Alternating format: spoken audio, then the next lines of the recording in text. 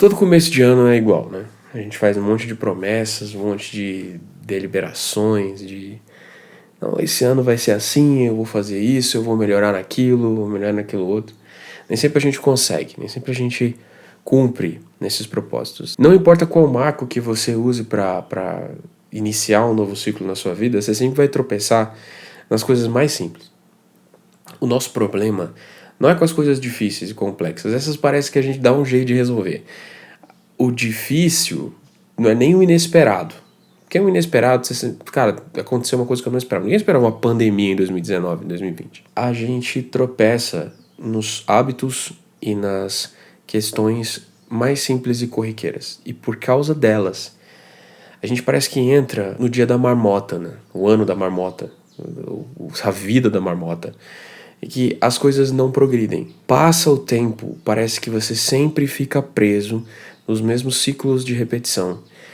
E que é bem aquela tristeza de Eclesiastes, né? Nasce o sol, põe-se o sol, sempre a mesma cena, e não há nada de novo debaixo do sol. A gente não toma esses cuidados, a gente tropeça. E a gente tropeça onde? A gente tropeça no óbvio, a gente tropeça no básico. Antes que eu me esqueça, e você se esqueça também, se você está assistindo esse vídeo e não é inscrito no canal, inscreva-se aqui embaixo, clicando no botão vermelho, clica no sininho, ativa as notificações e assim você vai ficar sabendo todas as vezes que eu publicar um vídeo novo. Para quem que interessa que você fique desse jeito, né?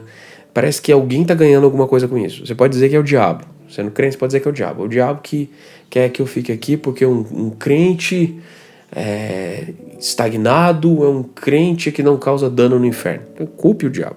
Você pode dizer que é o sistema, você é um cara assim mais...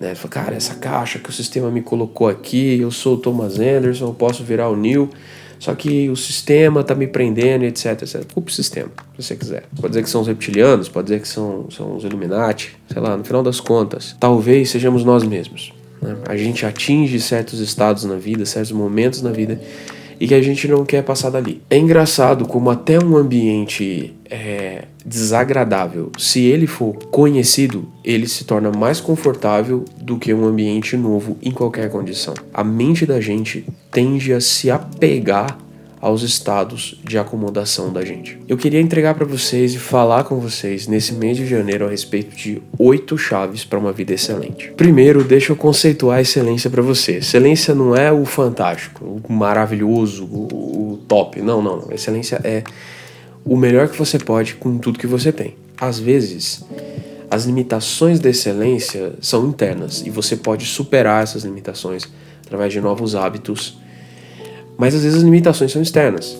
Às vezes você não tem recurso para conseguir ir além. Mas você já chegou no limite do seu recurso? Deixa eu dar um exemplo. Quando eu tinha 15 anos, eu comecei a tocar violão.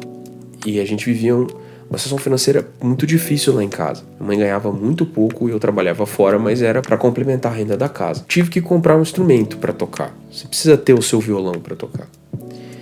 E eu comprei um violão muito, muito simples e barato. E durante 3 anos eu fiquei com esse instrumento. Ele não era bom.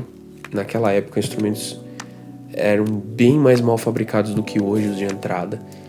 Mas cara, eu consegui aprender a tocar um instrumento, aprender a tocar bem logo no primeiro ano e começar a servir a minha igreja. E a gente ia visitar famílias e fazer cultos familiares com esse violão. Chegou uma hora que aquele violão não servia mais para mim. Eu tinha atingido o limite dele.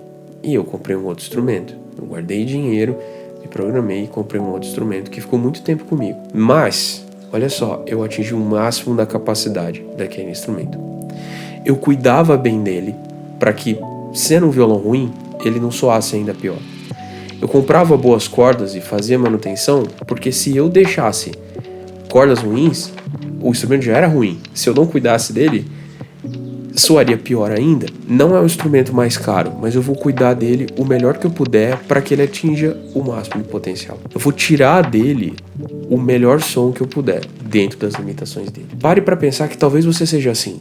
Talvez você seja ainda muito jovem ou muito inexperiente, ou esteja começando em alguma carreira, ou mesmo não esteja tão apto para fazer as coisas que você quer.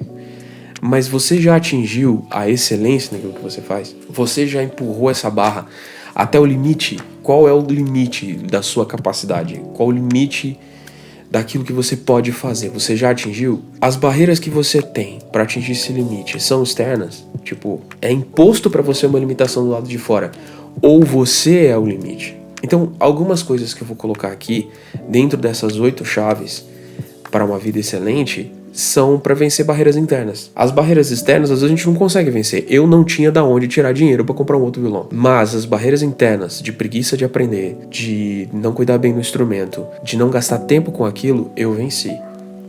Aí passaram-se o quê? Eu já tenho 35, tem 20 anos que eu toco. Muitos violões passaram pela minha vida, mas eles sempre foram progredindo, instrumentos melhores. E eu tento chegar à limitação de um instrumento antes de ter um novo. Com as guitarras a história é diferente. Mas essa é uma coisa que eu vou contar um outro dia. Não é diferente com você, e é por isso que eu chamo de chaves. As chaves servem para abrir e fechar, certo? Você aplica essas chaves onde você quiser, onde você puder. Os resultados não são garantidos, mas sério, você tem tudo que você precisa na sua mão para atingir uma vida excelente. Em 2 Reis capítulo 5, tem o general sírio chamado Naaman. E aí ele tem lepra, né? Apesar de ser um herói de guerra, ele tá com uma condição de saúde desfavorável. E ele tem uma escrava, e essa escrava é israelita, e fala pra ele, cara, se você estivesse lá em Samaria, um profeta que tem lá ia curar você. Cara, o rei manda uma delegação, manda o general lá, ele chega cheio de presentes, e quando ele chega lá, o Eliseu nem fala com ele, só manda um recado, fala assim, ó, manda o garoto de recado, fala assim, ó, manda ele tomar 7 banhos ali no rio e no Rio Jordão e ele vai ficar curado. O Naaman fica indignado, ele fala assim, mano, pô, tem rios muito melhores lá na minha cidade, eu esperava que ele chegasse aqui, pusesse a mão, fizesse todo um paranauê místico pra me curar, mas ele me manda tomar banho. Aí o servo dele fala pra ele assim, olha, se ele tivesse te pedido uma coisa difícil, você faria. Ele só pediu pra você tomar banho, por que você não tenta? Naaman foi lá, mergulhou lá 7 vezes no rio e quando ele saiu curado da lepra. Talvez a gente seja meio como Naaman. A gente, quando olhe para soluções simples, a gente considere que elas são idiotas e que a gente não devia estar perdendo tempo pensando em hábitos que nos travam. A gente devia estar pensando em filosofias mais complicadas, profundas. A gente vai chegar lá. O problema é que a gente ainda está tropeçando nas coisas simples. Então, se eu estou dando para você 8 soluções simples, 8 coisas que podem ajudar você a superar essa estagnação, por que você não faz? Experimenta elas. Se elas não funcionarem, parta para coisas mais complicadas. E finalmente, depois de toda essa introdução longa, que já poderia ser um vídeo por si só, eu vou falar da primeira chave. A primeira chave é a disciplina. É o estabelecimento de uma rotina disciplinada. Rotina, disciplina. Rotina, disciplina. A rotina é uma coisa meio assustadora pra gente. A gente fala, nossa, rotina. Os heróis da cultura pop e da cultura que impuseram pra gente, eles não eram caras que viviam de rotina, eram caras que viviam como queriam. Então a gente meio que passou a entender a rotina como aquela coisa desagradável. A rotina como sendo, nossa, isso é coisa de tiozão e tal. Alto lá. Os caras bem-sucedidos que escreveram as histórias tinham rotinas. Quem produz as coisas normalmente tem rotina. E perca o medo da disciplina. É muito importante perder medo da disciplina. Disciplina é uma palavra que assusta a gente. E a gente usa ela errado. Disciplina pra gente é sinônimo de castigo, né? Na igreja, quando alguém vacila e o cara é tirado de alguma coisa, passa um tempo lá na cadeira, ele tá sob disciplina, né? Ser disciplinado tem essa conotação, mas na verdade, disciplina é a capacidade de obedecer a uma regra, a capacidade de obedecer a uma rotina. Disciplina é muito importante para você atingir qualquer coisa na sua vida. De novo lá no lance do violão. Cara, eu tocava 3 horas por dia nos primeiros 3 meses, no primeiro ano. E eu consegui acompanhar músicas com a igreja no final do 3º mês, porque eu tinha disciplina. Eu acho muito legal esse exemplo, porque as pessoas falam que aprender um instrumento é difícil. Realmente não é fácil, especialmente para quem não teve nunca nenhum contato com música. Mas com disciplina você aprende tudo e muito rápido. O que falta pra gente é disciplina. é consistência. É a gente fazer repetidamente as coisas até ficar fluente nelas. Disciplina e rotina são instrumentos de Deus na criação. Deus criou o mundo com rotina, dia e noite, estações do ano. Ele colocou as coisas dentro de um mecanismo repetitivo. E esse mecanismo repetitivo é intencional. É diferente do ciclo que você estava, que você era improdutivo ou você era travado por deixar de fazer. Mas é um ciclo intencional. A rotina é a repetição intencional. A disciplina é o apego a essa rotina. Deus é disciplinado e Deus criou rotinas para a criação. Aprenda com ele. Se ele fez isso, por que a gente quer ser diferente? A rotina é uma base estável e segura, sobre a qual você pode definir as suas prioridades. E isso é fantástico. Quando você sabe o que você tem que fazer, você também sabe o que você não precisa fazer. E você ganha o poder de dizer não para aquelas tarefas que não fazem sentido. E você começa a eliminar coisas da sua vida. Dizer não é incrível. Quando você é capaz de remover algo. Por exemplo, quando você tem uma rotina frouxa, você pode gastar horas no seu Instagram sem consumir nada que realmente te faça aprender. Você está usando o Instagram só scrollando a tela, como um zumbi digital. Mas quando você tem uma rotina, você tem horários, você tem metas, você tem coisas para cumprir, esse tipo de coisa não cabe na sua vida. Você não fará isso. E cara, quando eu quero pedir um favor para alguém, eu não peço para alguém desocupado. Sério, eu peço para alguém que já tem uma rotina. Porque o cara que é um desocupado, ele tende a permanecer desocupado. Você fala assim, cara, nossa, mas a pessoa mais livre não é melhor para entregar? Não é. A pessoa que já tá fazendo muita coisa, ela vai se esforçar para entregar. A pessoa que não tem nada na cabeça, ela continuará nesse estado, ela continuará sendo incapaz de produzir alguma coisa. Por quê? Porque a estagnação e a inércia tomam a mente e tornam essa pessoa inútil. Inútil para si, para a família, para os amigos e para o reino de Deus. Esse conselho parece puramente organizacional e humano, mas quando Jesus vai falar, lá em Lucas capítulo 14, ele vai falar sobre o custo do discipulado, ele fala de um cálculo. Ele fala assim, ó, uma grande multidão seguia Jesus, que se voltou para ela e disse, se alguém que me segue amar pai e mãe, esposa e filhos, irmãos e irmãs e até mesmo a própria vida, mais do que a mim, não pode ser meu discípulo. E se não tomar sua cruz e me seguir, não pode ser meu discípulo.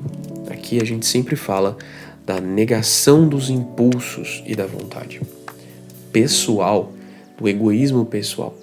Cara, a preguiça e a inércia são manifestações do egoísmo do nosso coração e desse desejo que a gente tem de estar sempre confortável. Então, não ter uma vida disciplinada é amar a si mesmo, tanto que você se torna incapaz de seguir a Jesus. E depois ele fala do cálculo. Quem começa a construir uma torre sem antes calcular o custo e ver se possui dinheiro suficiente para terminá-la? Pois se completar apenas os alicerces e ficar sem dinheiro, todos rirão dele, dizendo, esse aí começou a construir, mas não conseguiu terminar. É o famoso roubou, mas não conseguiu carregar. Ou que rei iria à guerra sem antes avaliar se o seu exército de 10 mil poderia derrotar os 20 mil que vem contra ele? E se concluir que não, o rei enviará uma delegação para negociar um acordo de paz quando o inimigo está longe.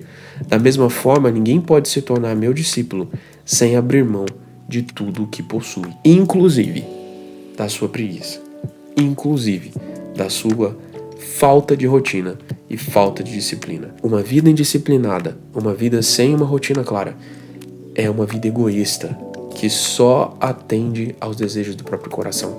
É uma vida carnal. Quando a gente não consegue cuidar bem do nosso tempo e organizar as coisas, a gente está sendo carnal ao máximo. E Deus não pode usar uma pessoa carnal. Se você quer ser útil para Deus, quer ser útil para sua igreja, quer ser útil para a sociedade e quer se sentir feliz, porque pelo amor de Deus, mano, se sentir inútil é uma das piores coisas que existe.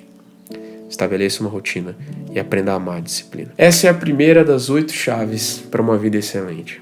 Não sei se é o que você esperava. Não há segredos. Isso é tudo que eu tinha para falar sobre essa primeira chave. Se você gostou desse vídeo, não se esqueça de deixar o seu gostei aqui embaixo. Se você não é inscrito, se inscrever no canal. Deixa um comentário para mim do que você achou, o que você achou da iluminação, do som, as coisas técnicas também. Eu às vezes tropeço nessas coisas porque eu sou meio apegado às estruturas e gosto de entregar o melhor possível. Se tá legal para vocês, vou continuar produzindo dentro desse esquema. Ativa as notificações, clica no sininho, você vai ficar sabendo sempre que eu lançar um vídeo novo aqui. Me segue no Instagram, o endereço está aparecendo aqui embaixo, @davidbmesquita. E me procura no Spotify também, procura o Revolução Obediente, que é o meu podcast de leitura da Bíblia. É um monólogo de leitura da Bíblia. Eu já fiz de Romanos e Efésios e esse ano a gente volta com livros inéditos. Você tem alguma sugestão de qual livro da Bíblia você gostaria de que eu lesse e explicasse, versículo a versículo? É claro que é uma explicação dentro da minha capacidade, dentro das minhas limitações. Deixa a sua sugestão aqui, vai ser muito bem-vinda. É isso, até o nosso próximo vídeo.